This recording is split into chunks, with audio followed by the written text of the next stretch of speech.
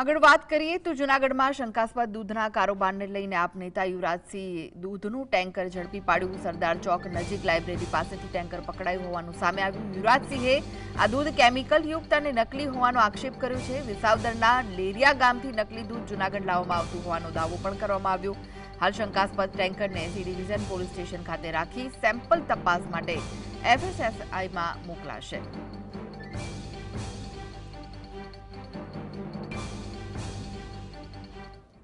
કે 5 ગણું દૂધ એ આ ટેન્કરની અંદર ભેગું કરવામાં આવે છે અને એ ટેન્કરના માધ્યમથી આ દૂધ જે છે એ લેરિયાથી બિલખાથી ખડિયાથી જુનાગઢ આવે અને જુનાગઢમાં જે સોરઠ ડેરી છે એટલે કે ગિરનાર સોરઠ ડેરી છે ત્યાં ઠલવવામાં આવે છે।